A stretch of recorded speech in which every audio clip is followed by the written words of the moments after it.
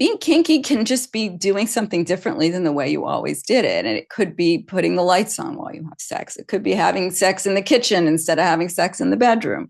It could be not having penetration. It could be just, creating an environment that's very erotic and sexual. And so if you've never, you haven't had sex for a really long time with a partner, and then you're going to try to just go into this wild experience, it's going to be either an uncomfortable experience or it's just never going to happen. Hi, everyone. I'm Michelle Melville-Kashan. I'm the Community and Content Director at Sexual Health Alliance. And today I'm with Karen Bigman. Karen is a SHA Certified sex educator and the host of Taboo to Truth podcast. Welcome, Karen. Hi, thank you for having me. Thank you for being here. So tell me, what inspired you to pursue a career in sex education? And then how did you discover Sexual Health Alliance? My path here was a little, I don't know if circuitous is the right word, but a little different than most, where originally I was in technology, I worked in restaurants, I've done a whole bunch of things. And I had my own kind of sexual awakening when I got divorced. Around my early 50s, I got divorced and I reconnected with an old flame that, of course, we found each other on Facebook. Where do people connect, in midlife on Facebook?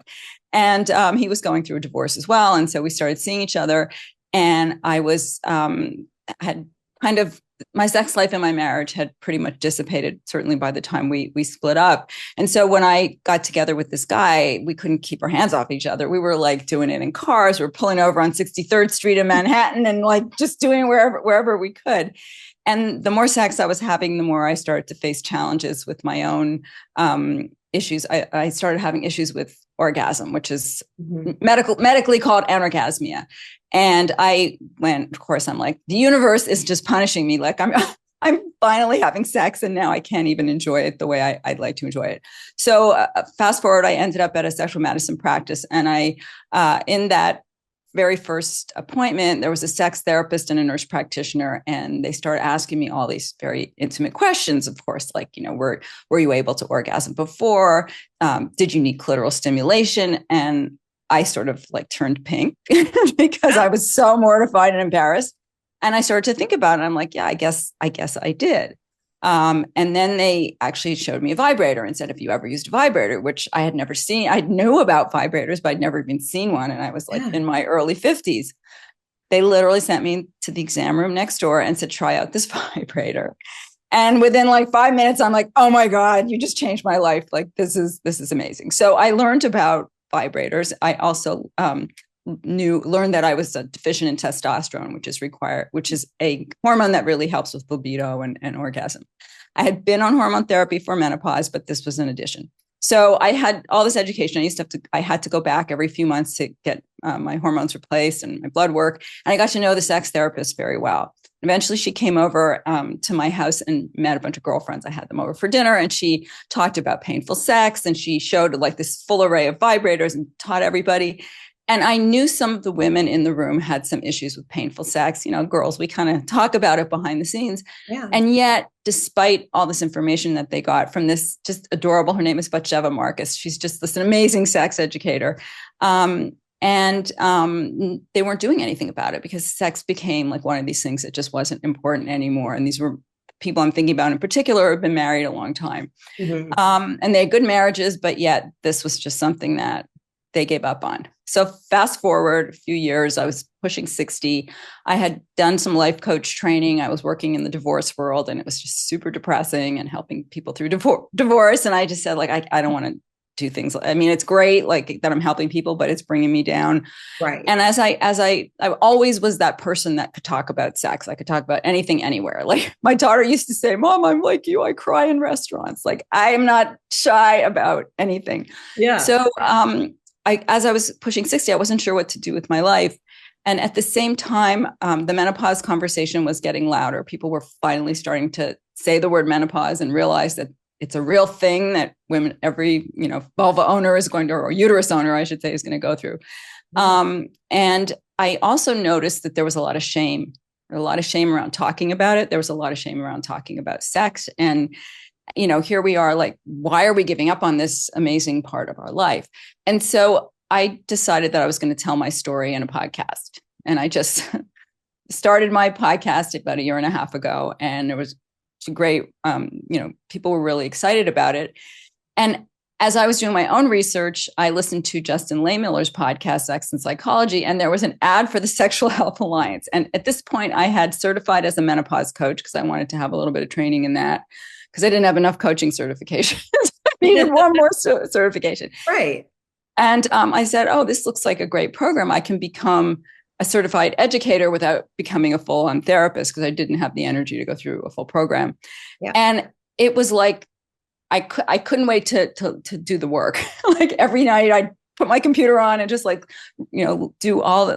to everything in so much detail. And it really changed my life in a lot of ways. One, I learned about all this information that, I learned about gender fluidity and sexual fluidity and relationship fluidity and all aging and sex and all the things that I really was so interesting to me and such an understanding of human behavior that was so far from anything I'd ever seen in my life. And it really helped me let go of judgment around people who are different than me. Yeah. And from that, like, I can't get enough. I can't get enough information and I put out my podcast every week and I talk to whoever I'll meet. Like if I'm single, I'll meet someone in a bar and they're like, what do you do? And if they're married, they'll say, oh my God, my wife doesn't want to have sex anymore. And if it's a woman, they'll be like, oh, I don't feel like sex anymore because I'm, everything's uncomfortable. So people want to talk about it. They're just not talking about it outside. They want to talk about it kind of when nobody's listening, nobody's looking, but everybody's kind of got, what? What's she talking about? Right. So what would you say some of the things are that you specialize in? I know you had mentioned menopause. So what are some of your specialty areas? So I like to teach, about hormone therapy. Again, I'm not a licensed medical doctor, but to create an awareness around the treatments available for menopause. And then the other area that I try really hard to push, which is much more or is very aligned with the Sexual Health Alliance, is that like you can have a sex life even if you're older or menopausal. It doesn't mean that you have to give up on sex. And so I talk a lot about getting your sex life back, figuring out how to spice up your sex life. I coined the term sex snacks, helping people. I love that. Helping people do little things to bring back. Because if you've been in a long-term relationship and you haven't had sex for a really long time, this conversation is just totally uncomfortable. And it's like, you're both thinking it, but he should know, she should know, or it's just this unspoken thing. By doing very small little snacky things like touching your partner on, the small of their back, or just like walking up and putting your arm around them, or doing the John Gottman 6-second kiss or 20-second hug, which releases oxytocin, just simple little things to just try to bring back the intimacy that you lost and try to build that. And that to me is the way that back to that path of enjoying your sex life. That is so cool. And I love the term sex snacks. That's amazing. All right. So tell me, what are the most rewarding and challenging aspects of being a sex educator? Most rewarding, I still remember the first in-person event I did. It was about 20 women in a room. I like to create communities for women, especially midlife, to be able to talk about things that they don't talk about. And a woman came up to me afterwards and she said, thank you so much. I said things here that I don't even tell my best friend or my sister. And so that felt really, really good that I could create that forum for people to really share. And I'm somehow it doesn't matter who I speak to. Like I'm single. Whenever I speak to a prospect, a dating prospect, like right away, I'm like, well, this is what I do. And somehow the conversation of sex comes up. So I love that people feel comfortable talking to me about it. The challenging part, I think, is more it's the embarrassment, the shame, the misinformation, particularly around menopause. Mm-hmm. I had an experience where my own sister forbid me from saying the word menopause at the Thanksgiving table because she's like, I'm not coming if you talk about menopause. Oh my gosh. Yeah. So it goes extremes. It really does, unfortunately. Yeah. Wow. So, what are some of the common misconceptions people have about sex education and sexual health, just in general? Well, I guess let's give kink as the example, right? When someone says kink, well, like our minds go to, the St. James Cross, which, by the way, I didn't even know what that was. Some guy started talking to me and saying, "Oh, you mean you've never been on a St. James Cross?" I'm like, I don't even know what that is. So now it's that thing from the 50 Shades of Grey where they put her up, whatever, right? And handcuffs and being things that are very extreme. And being kinky can just be doing something differently than the way you always did it. And it could be putting the lights on while you have sex. It could be having sex in the kitchen instead of having sex in the bedroom. It could be not having penetration. It could be just, creating an environment that's very erotic and sexual. And so if you've never, you haven't had sex for a really long time with a partner, and then you're going to try to just go into this wild, experience, it's going to be either an uncomfortable experience or it's just never going to happen. So again, just like this idea of snacking or trying to get things back slowly and having conversations that are, I always say, if you need to have an uncomfortable conversation, do it when you're not looking at the person, like while you're doing the dishes or while you're in the car or while you're sitting next to them, to try to bring that back. So I think that's really the misconception is that you can't, that you have to give up. Yeah. And kink is so subjective, depending on the person and what their experience is and what they're comfortable with. And, like we've learned from like the fabulous Midori, like you create your own experiences. It's not like a one size fits all, like this is the guide to kink and you have to do this to be kinky. Right. And you don't even have to call it kink. It's like spice. Yeah. It's like whatever works for you, whatever works for you. I love it. Okay. So you'd mentioned your sister not wanting you to talk about menopause at the dinner table. Okay. So how do you approach discussing sensitive or taboo topics with different audiences? I just kind of go right to it. I'm what I do. Sometimes I'll do like a true or false, which or make it kind of fun and playful, which is what I always say with sex, make it fun and playful. And then it's not so scary. So just trying to help people feel comfortable with the topic. So it'll be a true or false or some question I'll put out to the audience that, makes an assumption. Like I have a presentation on my website that I say, what do tinnitus, frozen shoulder, and I can't remember what the other one is. Tinnitus, frozen shoulder, and maybe I know it's not hot flashes because that's an obvious one, but like some heart palpitations. What do those have in common? And if you don't know that I work in the menopause space, you would never think that those are symptoms of menopause. So that would be a way to sort of get the conversation around menopause going. And the sex is just everybody, not everybody. Most people are having sex. Like you are here because two people, a man and a woman, or perhaps an egg was fertilized. It's not always through sex, but most of us have come into the world and we have children. And so it's a natural part of life. It's something that there's so much shame about talking about something that everybody's doing. And it's just, to me, it's like, well, what's the big deal? Like Yeah. And that totally leads me to my next question. Like, how did we get here? How did these topics become so taboo where people don't want to talk about sex? I mean, it starts with being when we're kids and how we're taught. My sex education, I still remember it. My sex education consisted of a film in elementary school. I don't know what grade I was in, but I remember it was a cat giving birth. That I remember from my actual education. And the other was my mother putting a pamphlet. My mother was an engineer, and she went back to school and got her master's in psychology. So she was a child psychologist. She put a pamphlet on venereal disease. That's what we called STIs back in the day.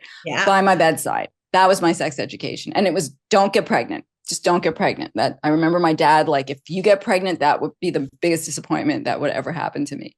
So no birth control conversation, nothing. I learned about that in college. So we don't teach kids about sex, number one, and number two, we don't talk about our body parts. I did not know what a vulva was until I started this work.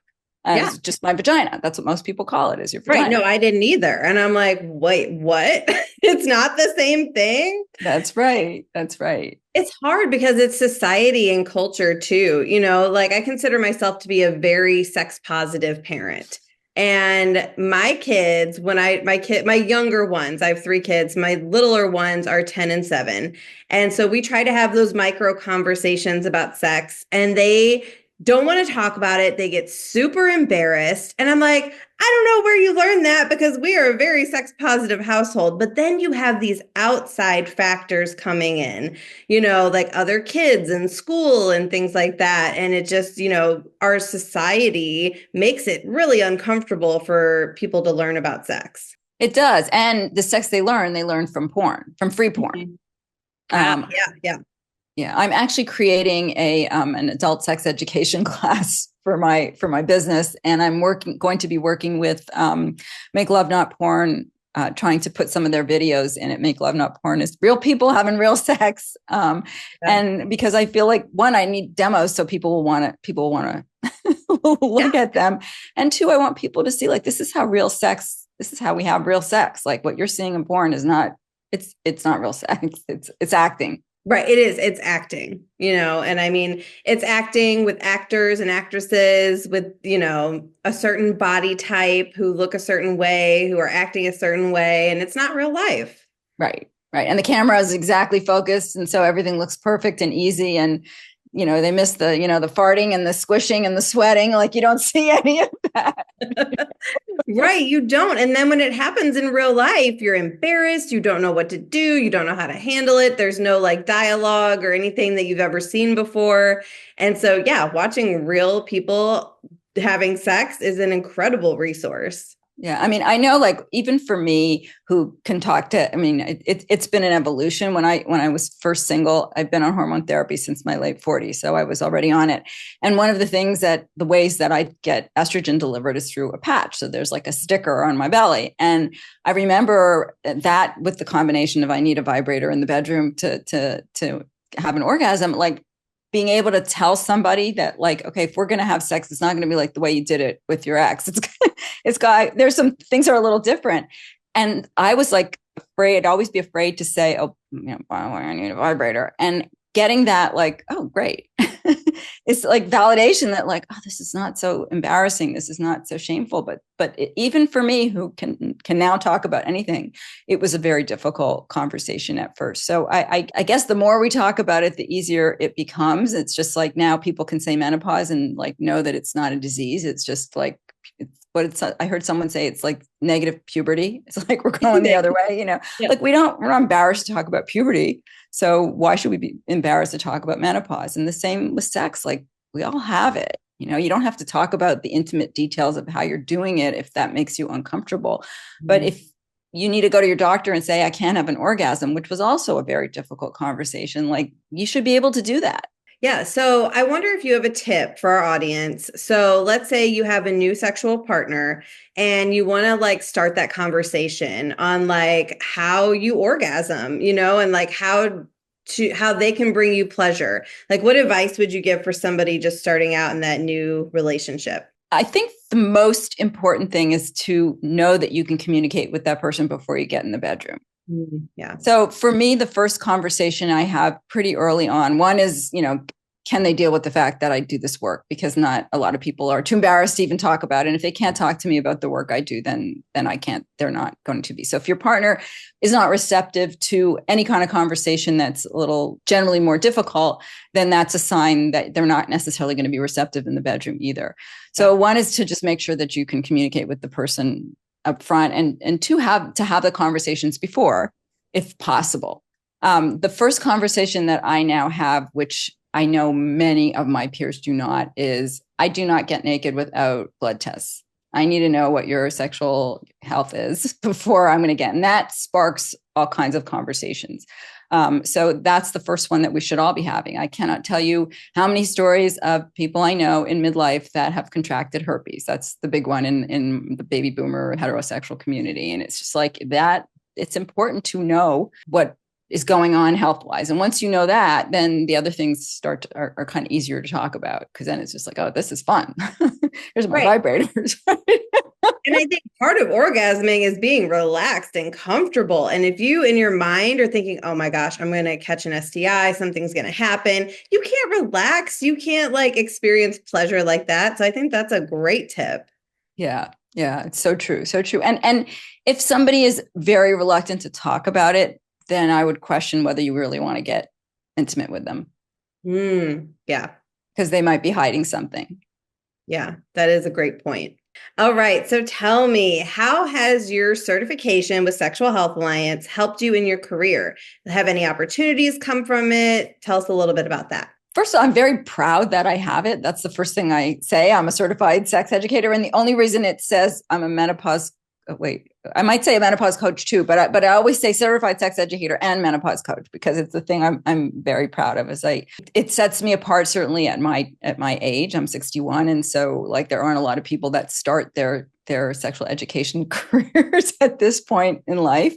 I think having any good credential from a reputable place is going to help you as a speaker, as being invited into other spaces where there are professionals, getting guests on my show, being able to say, this is my certification. Will you come on? I'm not just anybody. I actually know a little bit. And I'm the community that I've met and I'm now part of. It's to me, I'm actually getting a little verklempt, a little weepy. It is like so open and welcoming. Like where I spent most of my life in New York City, and when I was working in the divorce space and the life coaching space, so competitive. Like this is like the polar opposite. It's like, no, let me introduce you to this person. Let me introduce you to this person because people want to share. This is what the world is really like. This is what's going on. I mean, what did Chris Donahue say at the people are searching, they're not searching for, monogamous missionary position, Sunday morning sex. They are searching for all these things that we are learning about and that we get to talk about. Yes. Oh, your emotions transferring to me because we really do have the best community. And I've watched it. So at this point, I've been with Sexual Health Alliance for a little over 2 years. And I've watched, people in the community connect with each other, create these like genuine connections and friendships. And, of course, there's a positive business side to it as well. Like I see referrals happening. I see people being on each other's podcasts, which is so cool to watch. People connecting with the presenters and experts that we bring in. And then I also see these people developing these friendships and bonds. And because we're passionate about sexual health and equality, and, we have like a common mindset here in our community, which is so cool to see. When you're doing something that, everyone, I never really got that, like, find your purpose. I didn't know what that, I'm like, well, I like this, I'm good at this, but it's not like lighting me up like this. I can talk about this for hours. I'm so excited about it. And if that's how you feel about something, then forget what everybody else says. Just do it. Just go for it. Because that's what's going to make you happy in life, is doing things that light you up. And if you're forcing yourself to do something because of other reasons, you're just never going to be content. Mm-hmm. I love that. Yep. Do something that lights you up. So a lot of times people have been eyeballing Sexual Health Alliance. They've maybe been to our website, watched a couple of YouTube videos.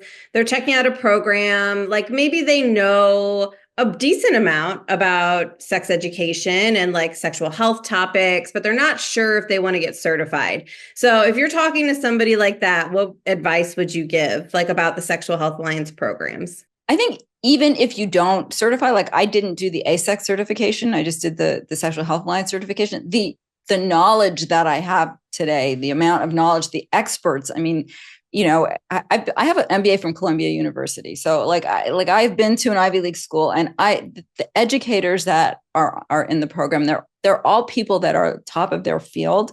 I mean, just before we got on here, we were talking about the most recent Sexceptional weekend on menopause. I mean, those are the experts that I follow on menopause. I mean, when I did the what was the one with Midori, I don't remember the name of that weekend. It was last year, whatever. Like almost every speaker, David Lay, like I went up to him at the conference because I'm like, I'm so not bored listening to you, pontificate for 2 hours. Like everything he's saying is so valuable to me. So I think quality of the teachers are just amazing.